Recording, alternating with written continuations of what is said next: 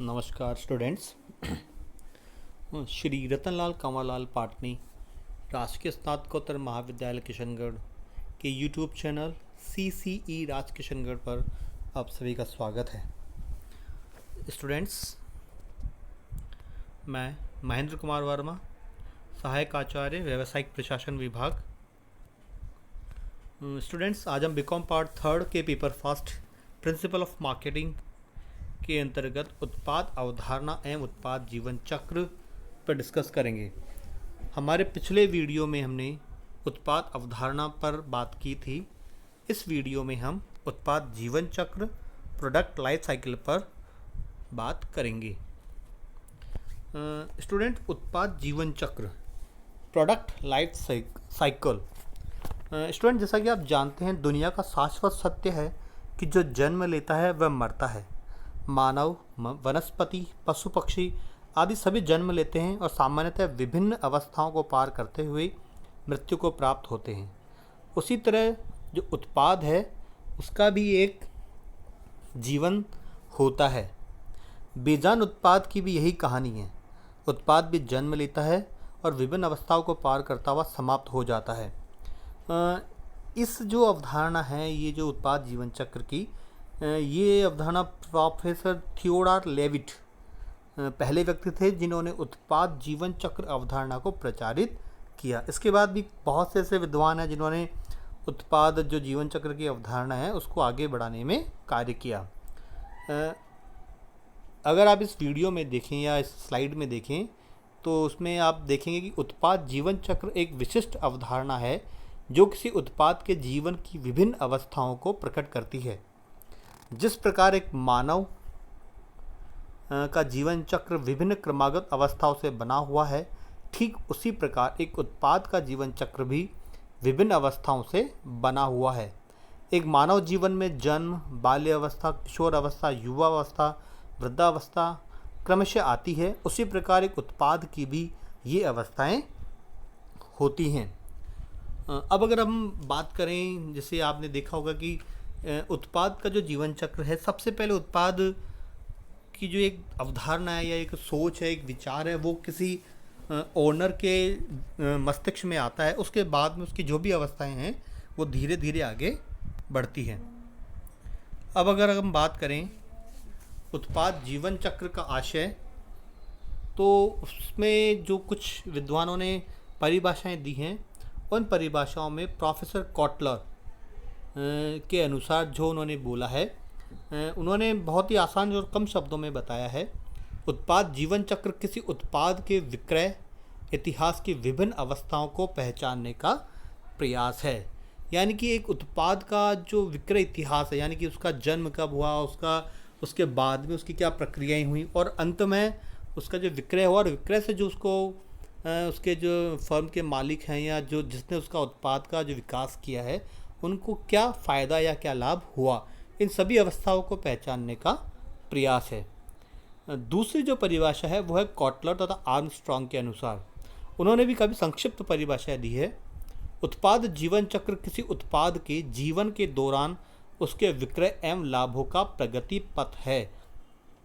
यानी कि आप इसमें बात करें कि जो उत्पाद जो जीवन चक्र है किसी उत्पाद का, वो जीवन के दौरान, मतलब उस उत्पाद का जो उसका लाइफ टाइम है उसके दौरान उसके विक्रय एवं लाभों का प्रगति पथ, यानी कि उसने कितनी प्रगति की है और उस प्रगति से उसका जो निर्माण करता है उसको क्या लाभ हुआ है, वो उसके जीवन चक्र का जो उसका समय है वो डिसाइड करता है।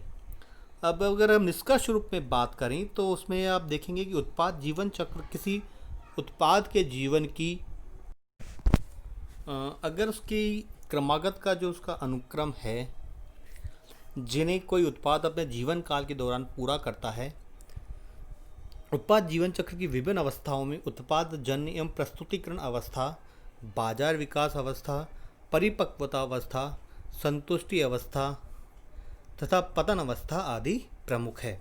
मतलब इसमें अगर आप बड़े रूप में या सामान्य शब्दों में समझें तो एक उत्पाद का जो जब उसका जन्म होता है, फिर बाज़ार में जब उसका प्रस्तुतिकरण होता है और फिर धीरे धीरे प्रस्तुतिकरण के बाद में जब उसका विकास होता है बाज़ार के अंतर्गत, फिर एक वो एक अपने हाईएस्ट अवस्था में जाता है जब उसकी डिमांड मार्केट में बहुत ज़्यादा होती है।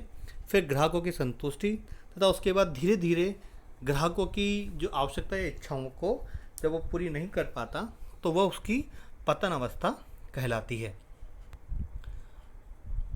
स्टूडेंट, अब हम बात करें उत्पाद का जो जीवन चक्र है की जो अवधारणा है, उस अवधारणा का महत्व या लाभ क्या क्या होते हैं।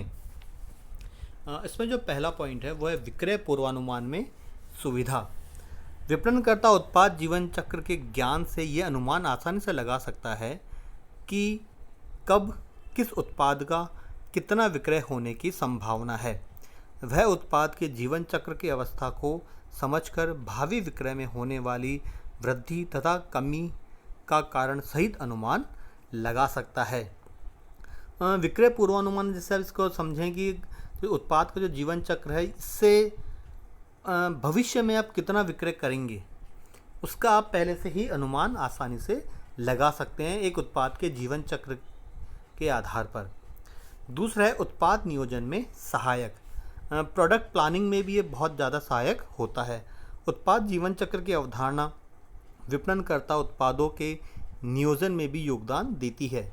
विद्यमान उत्पादों के जीवन चक्र की अवस्था को समझकर नवीन उत्पादों के विकास करने तथा विद्यमान उत्पादों में सुधार करने हेतु आवश्यक नियोजन किया जा सकता है। किसी भी प्रोडक्ट का या किसी नए प्रोडक्ट का अगर आपको लॉन्च करना है तो उसकी प्लानिंग भी आप आसानी से कर सकते हैं। तीसरा पॉइंट है मूल्य निर्धारण में सहायक। उत्पाद जीवन चक्र का ज्ञान विपणन प्रबंधक को उत्पादों का मूल्य निर्धारित करने में भी सहायता प्रदान करता है। इसे आप ऐसे भी समझ सकते हैं कि उदाहरण के लिए उत्पाद जीवन चक्र अवधारणा यह भी स्पष्ट करती है कि उत्पाद की प्रवेश अवस्था में उत्पाद का मूल्य अधिक रखा जाता है, किंतु परिपक्वता तथा संतृप्ति यानी कि जब उसकी पतन की अवस्था होती है तो ऐसा संभव नहीं होता, यानी कि उसका मूल्य पहले की तुलना में कम हो जाता है। बहुत सी कंपनियां अपने पुराने जो प्रोडक्ट हैं उनकी कीमतों को वो कम कर देती हैं। अगला है उत्पाद नियंत्रण में सुविधा।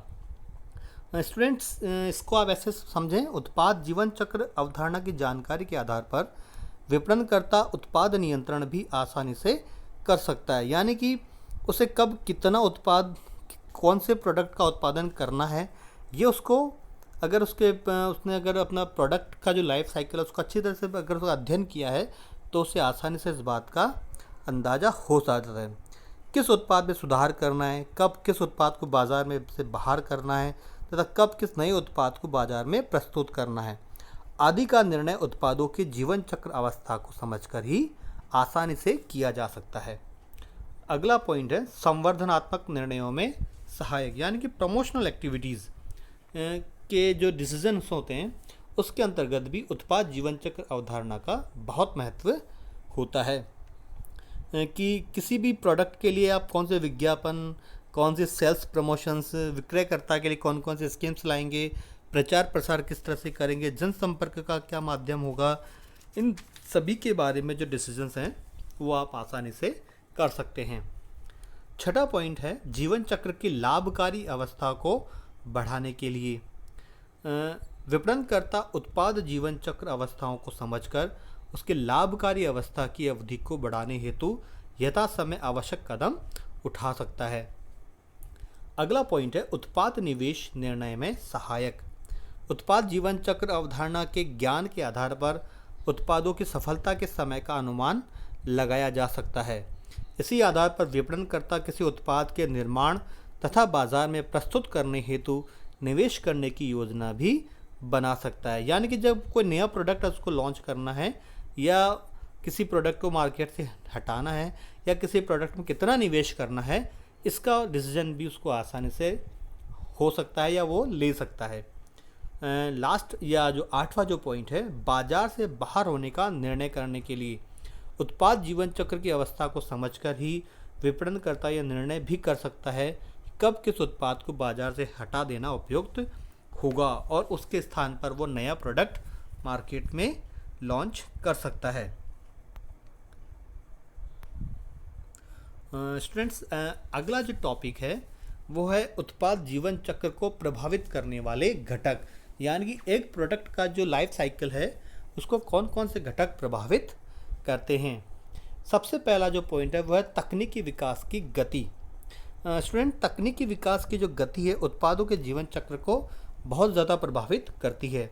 नवीन तकनीक के विकास से विद्यमान उत्पादों में परिवर्तन किया जा सकता है तथा नवीन उत्पादों का निर्माण भी आसानी से किया जा सकता है। इन दोनों ही स्थितियों में विद्यमान उत्पादों का जीवन चक्र छोटा हो जाता है और तकनीक यानी टेक्नोलॉजी की जो गति है जितनी अधिक होगी उतनी ही नए नए परिवर्तन होंगे और नए नए उत्पादों का निर्माण भी आसानी से हो सकता है। इसलिए हम कह सकते हैं कि जो तकनीक का जो विकास है या उसकी जो गति है वो उत्पाद जीवन चक्र को प्रभावित करती है।